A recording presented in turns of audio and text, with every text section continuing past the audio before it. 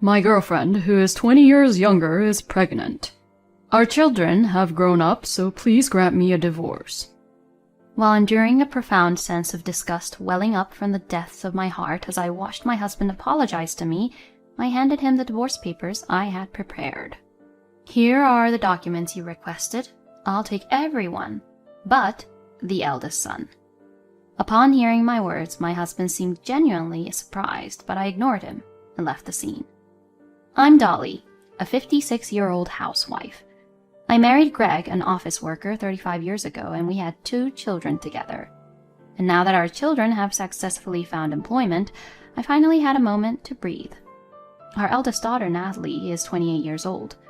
Our eldest son, Noel, took a 2-year leave of absence for studying abroad, but graduated from university at the age of 24 and secured a job this year.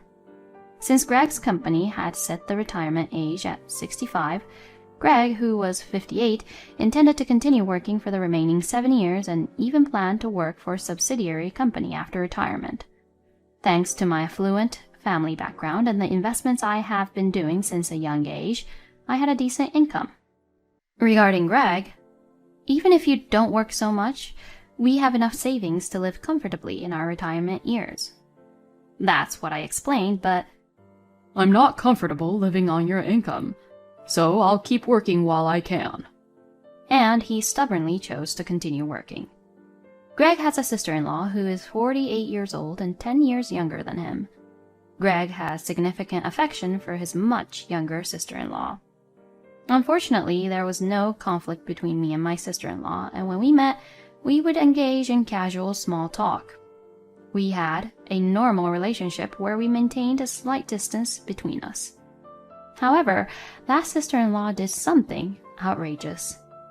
3 years ago, on a certain day, despite being married, she had a relationship with a man other than her husband, and, to make matters worse, she disappeared.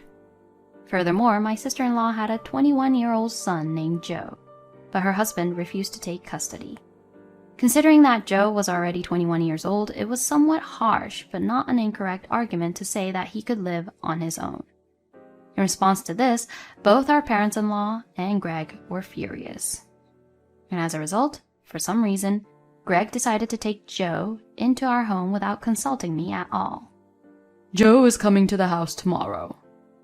Joe, your sister's son? Yeah, she had a relationship with a man and disappeared. And to make matters worse, her husband refuses to take custody of Joe, so I decided to take him into our home. Hold on. What do you mean? Are you saying he's going to live in this house? Why didn't you consult me about anything? Shut up. Joe is 21 years old. He's not a helpless child, so it's fine since he can take care of himself. That's not good. Besides, there's no room for Joe to live in. There should be the room that Natalie used, right? She got married and moved out, so we can use her room. Anyway, it's already decided. Greg abruptly ended the conversation with those words. Hearing his remarks, I had no choice but to sympathize with Joe's situation and reluctantly agreed to take him in at our house. However, contrary to Greg's words, Joe turned out to be quite a troublesome child, causing problems at university almost every day. This led to me visiting the school regularly and apologizing on his behalf. But that was just the beginning. Joe started causing problems outside of school as well, and I found myself being called by the police, having to go to the police station and bring Joe back home. Dealing with these issues always fell on my shoulders, as Greg conveniently avoided visiting the school or the police, using work as an excuse. I had discussed this matter with Greg multiple times, seeking his advice and support. Joe injured another classmate again. You don't listen to what I say, so at least say something from your end. He's still a student, so it can't be helped. Both of our children are not students anymore, so pour your motherly love onto him. I am not his mother, and if we neglect him, it might have a negative impact on Natalie and Noel's lives. Negative impact? What are you talking about? It's like you're calling Joe a troublemaker. I never said that. Every conversation with Greg went like this, with no productive outcome, and I found myself frustrated every day. However, despite that, I tried to take in Greg's words and address the issues with Joe. Please stop causing trouble. If you have any worries, I want you to talk about them. I approached him saying this. What's up, lady? There's nothing I need to talk to you about, so don't try to act like a mother figure, okay? Seriously, it's useless. Joe mocked my words, threw me a contemptuous glance, and responded like so. To be honest, the words pissed me off quite a bit, but I managed to suppress my anger out of pity for the poor child whose mother had left him. However, Joe's insolence was gradually directed at me in the home. As I tried to deepen our connection by approaching him gently, he began to look down on me. Eventually, he even resorted to raising his hand and intimidating me. When Joe was in a bad mood, he not only used abusive language, but also became physically aggressive towards me. Of course, I shared this with Greg, but It's just something kids do, so let it go. He passed it off. Kids? Didn't you say he can take care of himself? Despite that, every time there's a problem, I have to go and pick him up. And in the end, I'm the one who gets physically attacked by Joe. Mom, what do you mean? Noel, who seemed to have overheard my desperate plea to Greg as he returned from work, interjected into the conversation. I hesitated whether to speak, but since Greg wasn't helping, I felt I had no choice but to rely on Noel. So I recounted everything that had happened up to that point.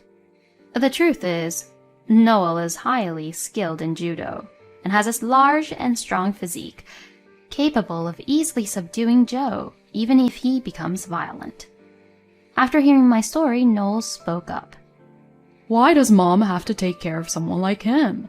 Dad brought him here without consulting anyone, so Dad should handle it. Anyway, if Joe lays a hand on Mom again, he'll face the consequences. Noel glared at Greg. What's with that attitude towards your father?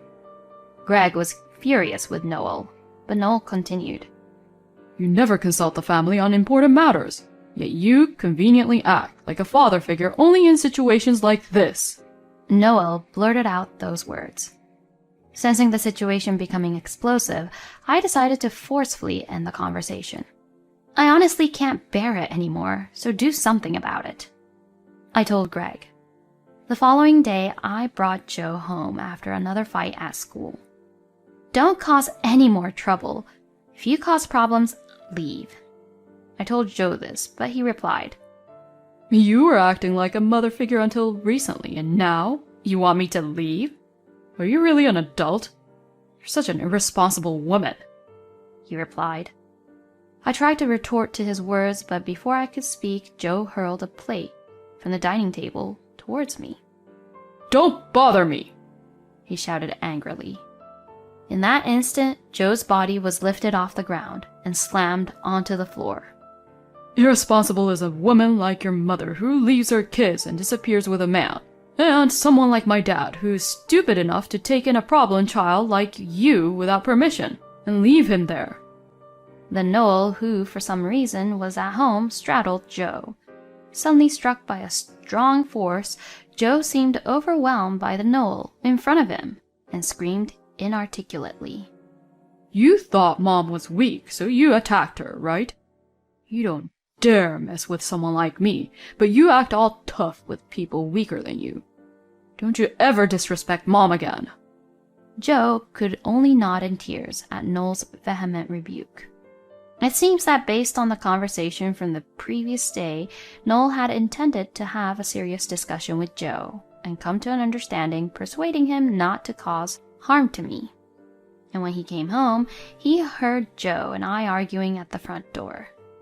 After observing the situation quietly for a while and confirming a crucial moment, Noel managed to subdue Joe. From then on, Joe never physically assaulted me.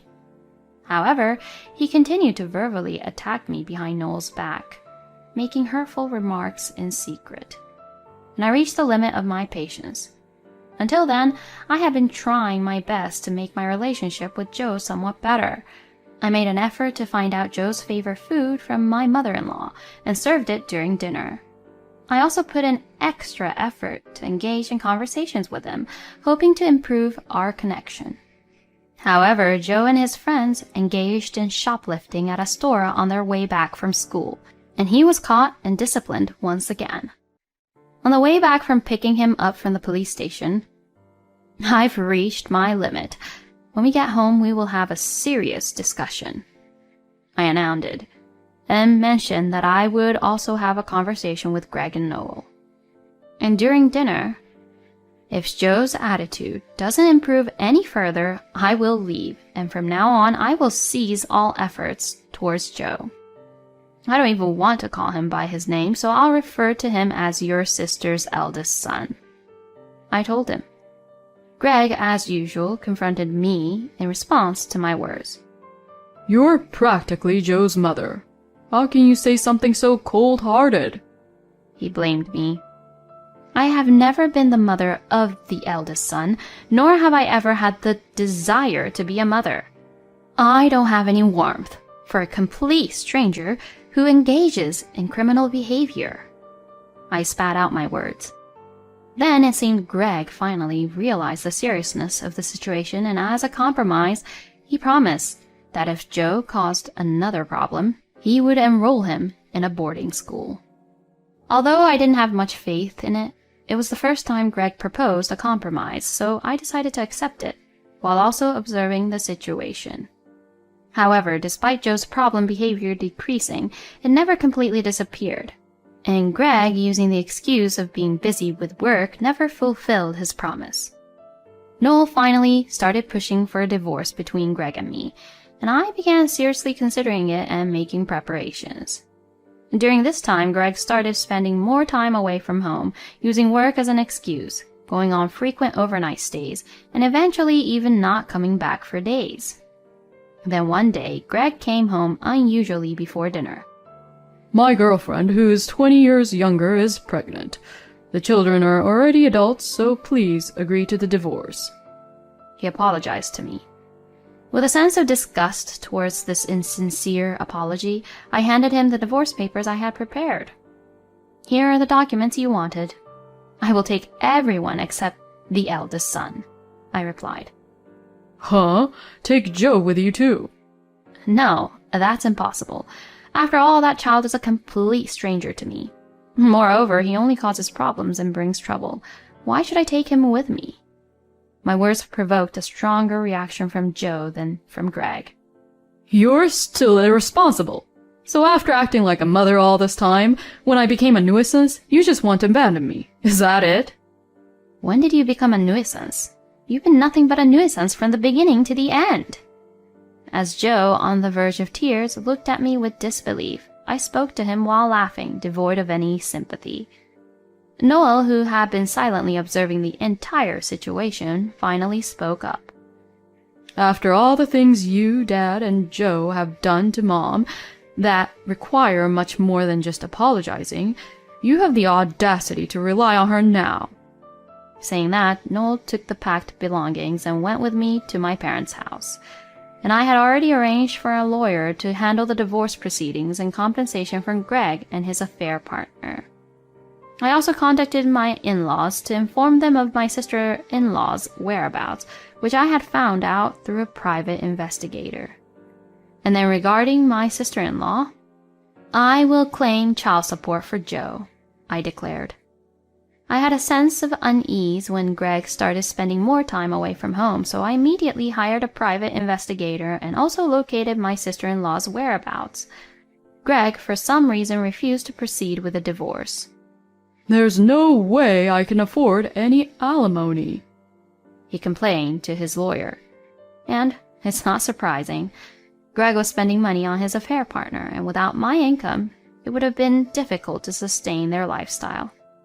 The lawyer, You were the one who brought up the divorce, correct? The lawyer said to Greg. I never thought she would actually go through with a divorce. And to demand alimony? I thought Dolly would be loving and provide child support for my child with my affair partner. I was taken aback by the outrageous things he was saying, and even lawyers who specialize in divorce were baffled. They had never seen anyone come up with something like that, and they didn't understand the argument at all. In any case, I had entrusted the divorce with Greg to the lawyer, but this time it seems that Joe contacted the lawyer asking to connect with me. Of course, I refused this request and asked Joe about the reason for his actions. Dolly was the only one who showed me motherly love, Joe apparently said. It seems that my in-laws sent Joe to my sister-in-law's place, but she had already started a new family and treated Joe coldly. Her common-law husband even resorted to physical punishment. It's just karma coming back to you for everything you've done to others, right? You brought this upon yourself. I would actually want to demand compensation for the trouble caused, but if you never get involved with me again, I'll let it go. I asked for a message only, refusing any further communication. And at the same time, I informed my sister-in-law's actual husband of her whereabouts, resulting in her being held accountable for the affair. In the end, Joe had no choice but to go to Greg's place. But the woman who was Greg's affair partner refused to take in Joe. Greg tried to manipulate the situation just like he did with me, but it seems that the affair partner managed to escape. However, Greg was properly held responsible for child support, not only for the compensation to me, but also for the future child's upbringing. He fell into such financial distress that he couldn't afford to support himself, let alone take care of Joe. But Joe had no one else to rely on, so he waited for Greg outside his workplace and pleaded with him on the spot. Of course, other employees witnessed it, and it became a hot topic in the company. Despite nearing retirement age, Greg chose to resign voluntarily. I moved to my parents' house with Noel, and that's where Greg came to me in tears to tell me about the events that unfolded after our divorce. If you find my sister, I can let go of Joe.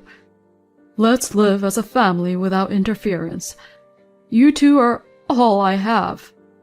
But when Noel heard this, he responded, Just the fact that a man like you claims to be my father is a stain on my life.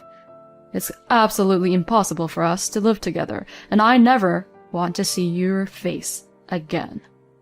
He firmly rejected. Greg looked at me, seeking help, but I said, I've asked you so many times, over and over again, about Joe, and you've ignored it all. I'm not going to listen to anything you have to say, I said, and closed the front door.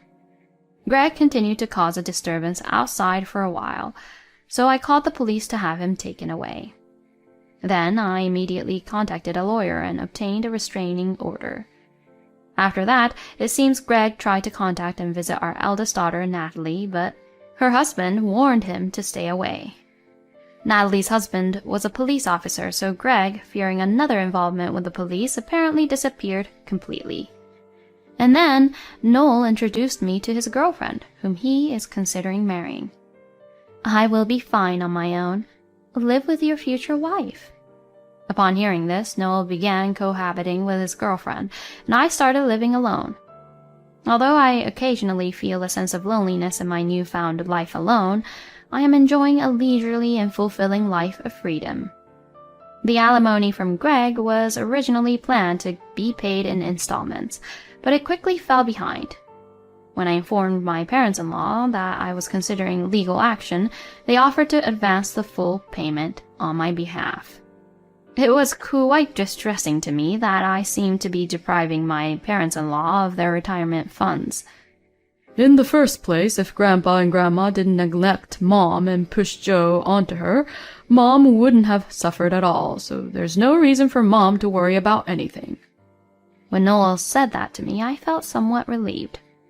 From now on, while living my life for myself, I want to provide as much assistance as possible to Natalie and Noel, and support the happiness of my children.